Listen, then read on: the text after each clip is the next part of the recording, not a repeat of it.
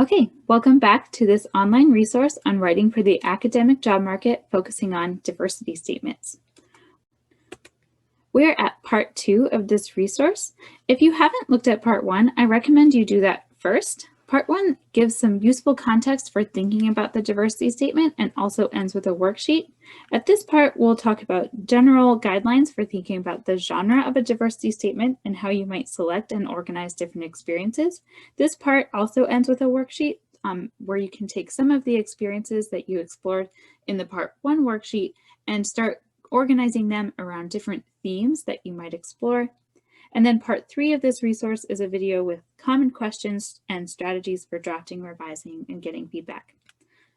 I want to say that this part of the diversity statement workshop is very reminiscent of the teaching statement online resource. So if you haven't looked at the online resource for teaching statement, you might want to do that. There's a lot of overlap during part 2 of this diversity statement resource and the different aspects of the teaching statement resource. So I think they can complement each other pretty well. So go ahead and look at that if you haven't, but we'll get started with part 2. Okay, in this video, we're going to talk about general guidelines for the genre of the diversity statement and again, explore the purpose. So again, this is going to be your purpose as a writer of a diversity statement. And then we're going to talk about some ideas for organizing and describing the experiences that you will want to talk about when you're talking about your commitments and what you intend to do to contribute to institutional efforts to diversity, equity, and inclusion.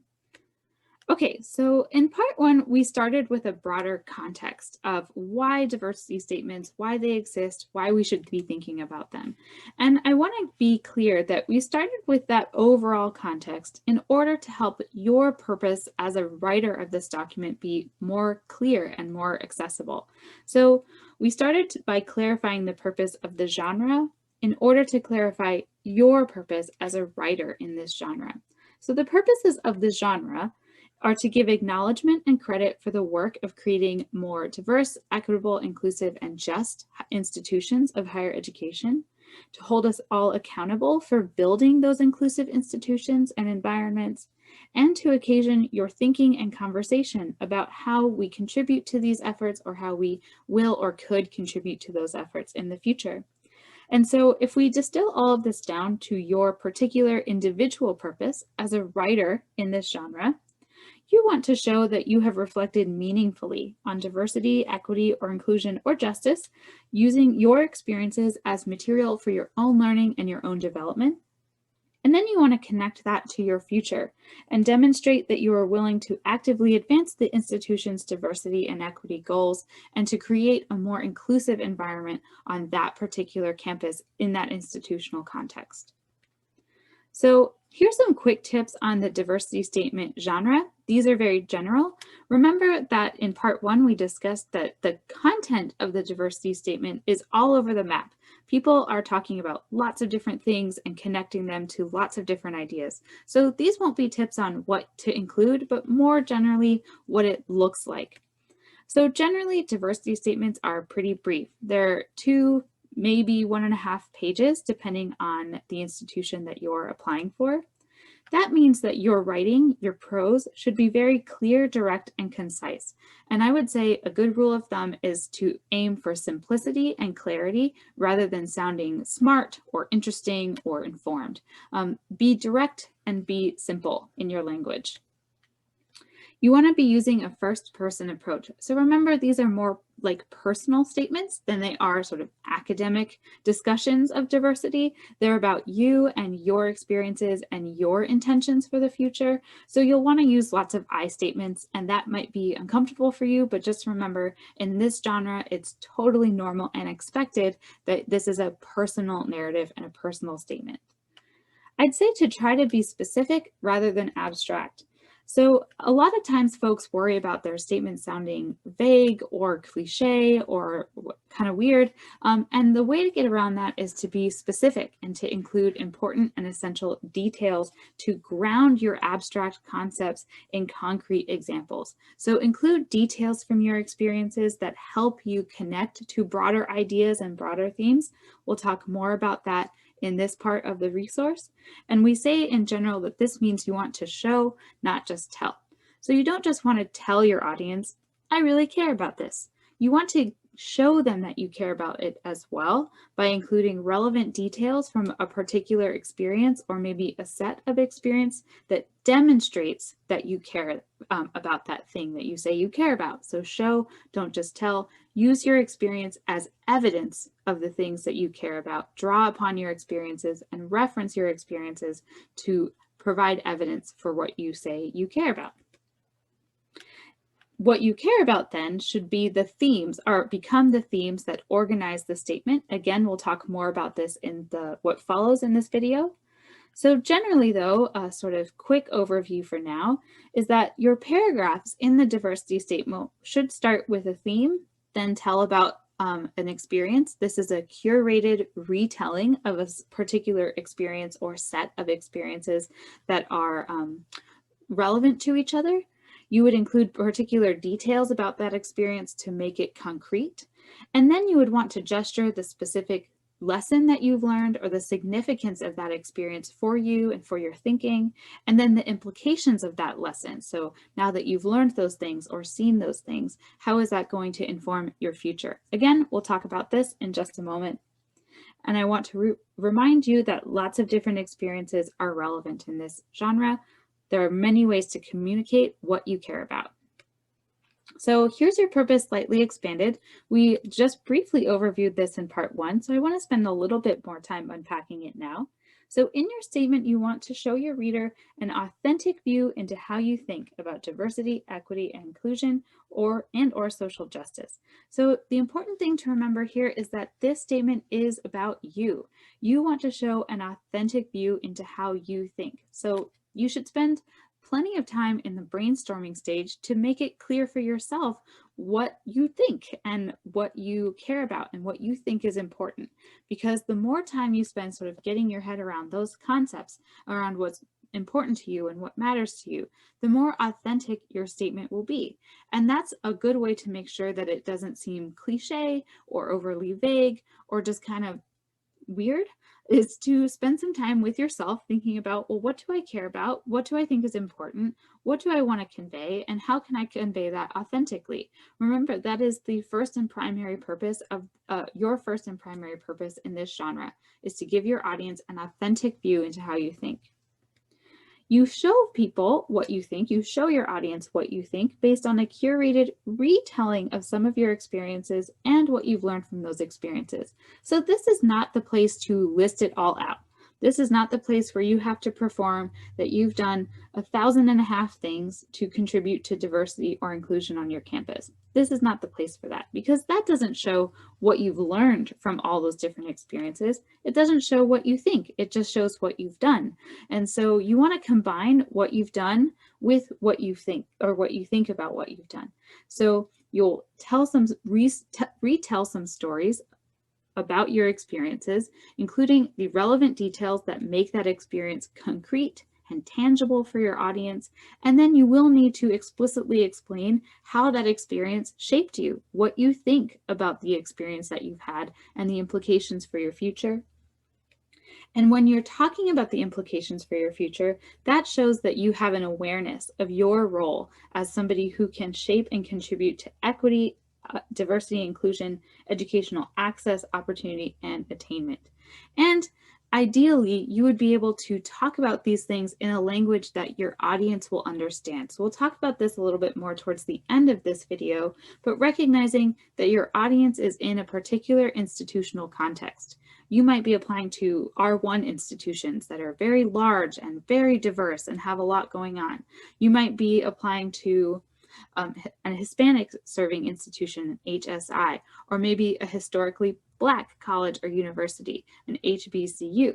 And that might be something that you need to think about. You might also be applying to a liberal arts university. You might be applying to a predominantly white university. All of these different contexts might shape how you discuss this, your experiences and what you learned from those experiences and the implications of those experiences. Again, we'll talk more about this in just a moment. Okay, let's start with that first purpose, an authentic view of how you think. So this is actually a lot easier than lots of people think it is, because what experiences you choose to talk about and what you choose to say about those experiences and what you say you will do as a result of those experiences all show how you think. They all do that work for you. So it's in the act of choosing and writing about these things, you're showing how you think about it. So your audience really wants to see what you think, and that's important. So that's why I recommend spending more time in the thinking and brainstorming stage, getting clear on some of the experiences, so that way you make these choices, what to choose, what to talk about, and how to talk about it very intentionally and purposefully. You want to, with the experiences that you choose, you want to give a curated retelling or curated account of the experience. So you don't need to run through all of the sort of factual details of the experience. You want to tell a story. You want to tell a story about that experience and how it shaped you and the lesson that it taught you. So with each experience, we say try to aim for a change narrative. That is, you start with the experience, actions you've taken, things you've observed, things that you've done, things that have happened to you or that has happened around you in your experience, and include the essential details only. Resist the urge to list. This is where we often want to list. I've done this and I'm part of that group and I've been on this initiative and then I did this other thing when I taught this class. That's fine. It's good that you have lots of experiences that you can choose from. But remember that if you list lots of experiences, it's hard to tell a coherent story that will tie all those experiences together. But if you have a main lesson or a main significance of that applies to several different experiences, that's okay. Just pick some of those experiences so that you can tell a story about those experiences. So you'll start with this experience, and then you'll gesture to the significance of that experience, and that will show how you've reflected on the experience and what you've learned. So spend some time actually thinking about how you might articulate why that experience was meaningful to you and what you learned or what you gained from that experience. You do want to be explicit with this and to connect the dots and not ask your reader to guess. The danger in not making this significance explicit is that your reader might guess the wrong significance. They might not see in your experience what you see in it. And that makes sense because they're different from you. They're a different person than you. And so whatever the significance of your experience is, you want to be sure to signal that explicitly for your reader and not leave it up for them to guess, because they might guess wrongly. And then finally, you'll gesture to the implication of that lesson and that experience for your future role. So what you will do as a result of what you've learned, as a result of the awareness or the perspective or the benefit that you gained from this experience. This should be both honest and aspirational. So I say honest in the sense that it should be authentic. You don't need to gesture to some magnanimous implication here. You don't need to overdo it. But you do want to be aspirational in the sense that you want to consider, if I were my best self who has learned and benefited from these experiences, what would my best self do? What would my best self be? So you want to be both authentic and aspirational. And here's where you might want to try to consider your reader's institutional context. So if your best self would want to be doing certain kinds of things in an institutional context that might not be relevant to that context, you might consider how you might reframe what your best self would do for that context. So for example, if you think that an implication of an experience is to engage undergraduate students in the research process and to get them involved in research early and to really have hands-on mentoring for undergraduates involved in research, but you're applying to an institution that doesn't really have undergraduate students engaging in research, maybe because they don't have the resources or they don't have the facilities or something else, then that might not necessarily land for your audience. They might think it's really great and wonderful that you want to do that, but you might not be able to do that here. So is this person going to be the person we should hire because they can't be their best self here? So this is where you want to find the right balance between being authentic and then being mindful of your audience. Again, we're going to talk about this a little bit more in just a minute. So again, when you're thinking about your experiences, you want to create this curated retelling. You are telling a story based on a selection of experiences that you've carefully thought about and that you've carefully thought about how you want to talk about them. This also becomes a structure for your paragraphs, actually. So you start each paragraph by thinking about a topic, a big idea, a theme that this experience or this set of experiences will speak to. Then in the body of the paragraph, you work through the experience, what you learned about the experience, and how you will be shaped in the future by that experience. And all of this sort of builds from paragraph to paragraph into a coherent statement that's organized around themes and that offers a curated account of particularly meaningful experiences that all will contribute to how you will perform this role at a different institution.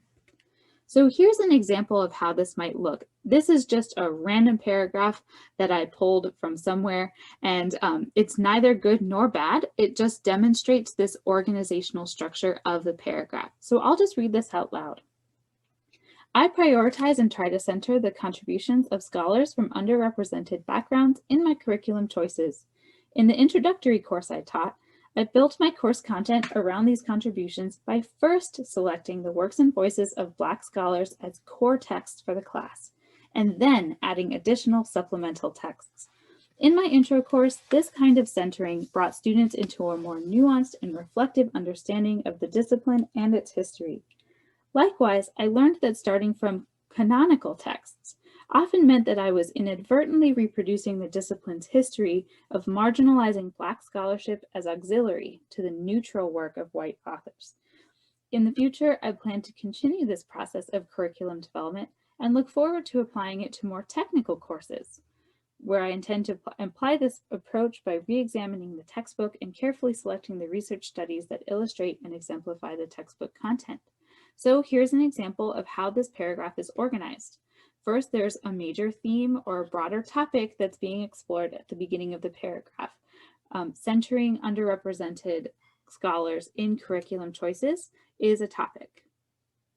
Then there's a retelling of experience with critical essential details of this experience. Again, this makes the experience tangible and concrete for the reader. It's an intro course, and then the author gives us a sense of how they selected the course texts and developed the curriculum for that class.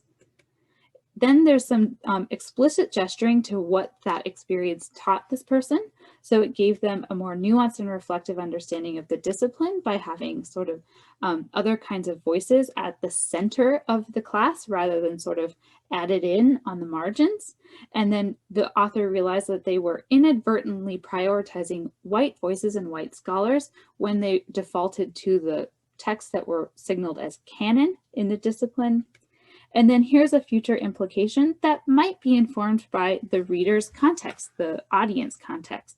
So what this author might be signaling here is that they know they're going to have to teach technical courses, maybe some research methods courses or some other kind of hands-on learning courses that require a textbook. And so they know maybe that they can't get around using a textbook, but they're going to be thinking really carefully about how they can add to the textbook content using this same kind of theme of centering voices of underrepresented scholars in their discipline. So this is an example of how a paragraph might be organized, first by theme, then by telling a curated retelling of a particular experience, gesturing explicitly to what the significance of that experience was, and then ending with the future implication, how that experience and that lesson will shape their future intentions in the institutional context that they're applying to. Okay, so when you're organizing your idea for a reader across the statement, I would first say resist the urge to list. Lists are very common in this genre, and it's really understandable. But remember that you're not trying to sell yourself here. You're not trying to perform. You don't need to prove all the things you know, or all the things you do, or all the things you've ever done. Remember that you should aim for depth versus breadth, because the idea is to show your thinking. You want to show your audience what you think about and how you think about it, not just all the things that you've done. So you want to find that balance between talking about what you've done, but also talking about what you think and how you think about what you've you've done. So it's a good idea to aim for depth and talking about a few experiences or a couple sets of experiences together if they can fall under the same umbrella of significance or lesson. To think about all of that, to think about doing that rather than including all of the different potential experiences that you might have. And I'll say from a reader's perspective, lists often encourage skimming. Readers are really adept at knowing when they're in the middle of a list, and they're really skilled at just kind of glazing over the list until the author starts to gesture to the meaning of the list. And so recognizing that your reader might have the urge to skim if you start to list, really try to think about holding their attention by telling a story. Readers like reading stories, so telling stories about experiences is often also helpful for keeping your readers' attention. I would recommend organizing by theme and showing how those themes inform and build upon each other. So you can think about how your values, those big picture topics, come together and how they cohere. So you might organize by talking about 3 particular themes that you like or that you want to emphasize, but then think about how are these themes connected? What do I see as the importance of all of these 3 themes together? So think about how the themes build upon each other, not just how your experiences speak to and demonstrate the theme. Again, you want to try to connect the dots for your reader to A, show your thinking, and B, keep your reader from guessing. If your reader has to guess, remember they might guess wrong. And I would recommend using transitional phrases between your paragraphs to reveal the relationships between the themes, your experiences, and your future goals. So always keep in mind that in a statement this short, your topic sentences are quite important, and topic sentences can help both summarize and give reference back to the information that is preceding, but also tie it more specifically and explicitly to what is about to come in the next paragraph. So be mindful of your topic sentences and be mindful of using transition phrases in your topic sentences, and maybe also in your concluding sentences of each paragraph as well. So finally, remember that part of your goal and part of your purpose in this statement is to reflect an awareness of your future role at a different institutional context. So this can be tricky because the audience for diversity statement controls a resource that we want. They control a job or a postdoc or something like that. And so it's really easy and it's really understandable to slip into this place of performance and just wanting to be who you think they want you to be. But it's important to remember that you don't really know your readers. You don't really know their interests, their expectations, or their emotions. It's hard to know who your readers are. And so while it's really easy to try to perform and just want to shape yourself into the person you think they want you to be, it can be really difficult and maybe even futile to do that because you don't know these readers. And so my recommendation is not to overly shape yourself into who you think they want you to be, but to first focus on what you want to express. Remember that first purpose, an authentic view into how you think. And so start there. Remember that you can think about what's important to you and then start from that place.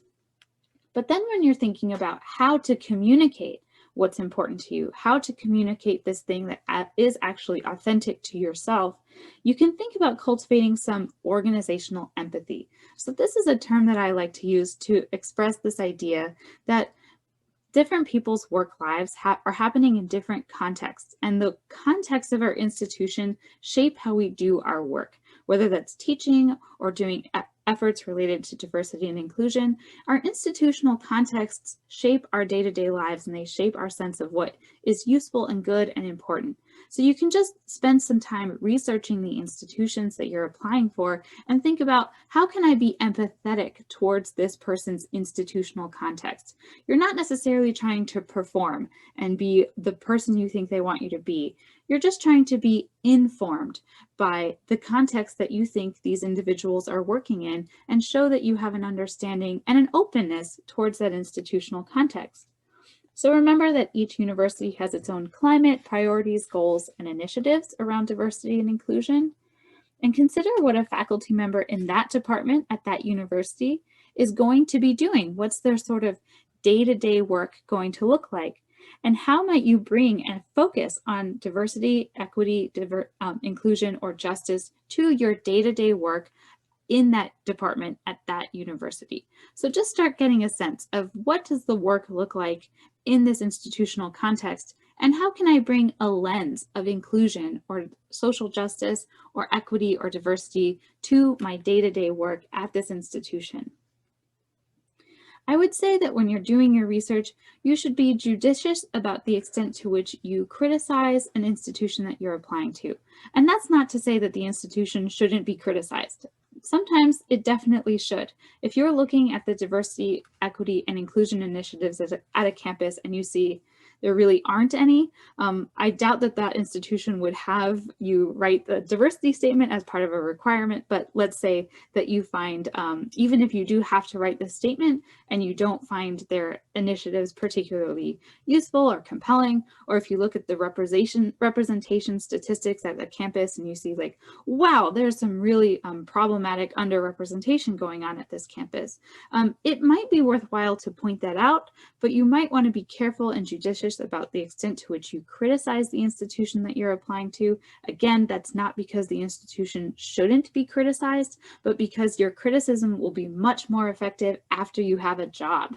Once you have a job, you can get to work making that institution better. You can get to work making that institution a more inclusive place. But before you have that job, it might run the risk of having you not be included in the search, or just having your reader not necessarily understand your purpose with pointing that out, your purpose in bringing that into this statement. So again, I'm not going to tell you not to criticize an institution that you're applying for, but just to be judicious and to be careful with that. And remember that you'll be able to make more changes once you are hired in an institution than before you are hired. Okay, so finally, organizing the statement.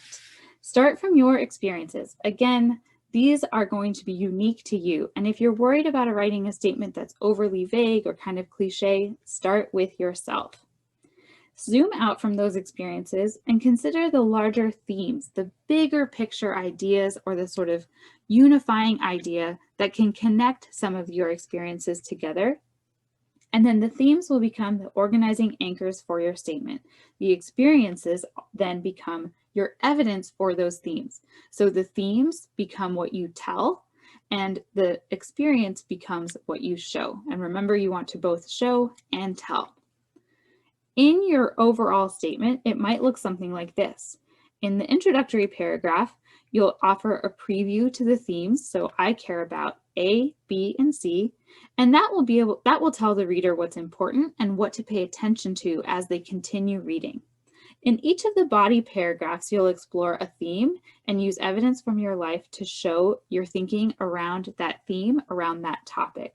So you'll talk about the theme, the experience, usually again, the curated retelling of important details.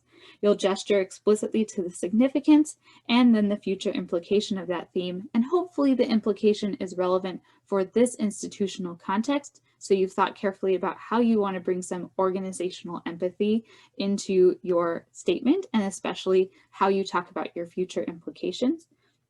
And across the different body paragraphs, you're using smart topic sentences to connect the themes to each other. And then in your concluding paragraph, you might re-emphasize the themes and your future implications. So again, this is just an opportunity to really bring it all back together and say, here are, again, the things that I really care about. And this also might be where you make one final connection to the campus. So you can include some specific details here, or again, just sort of build in this idea of how you want to connect to the institutional context of your reader. Okay, so at this point, I think it's a good idea to look at the Part 2 worksheet. So you can download that Word file, and the Part 2 worksheet explores themes and organizing experiences. So it invites you through some writing prompts to think about taking your experiences from the Part 1 worksheet and considering how they fit together, how they might connect. And then it also offers you some chances to practice organizing and telling a story about some of those experiences around some of those themes that you might explore. So when you're ready, go ahead and move on to the part 3 video, where we'll talk about common questions and some final thoughts on drafting and revising and getting feedback on the statement.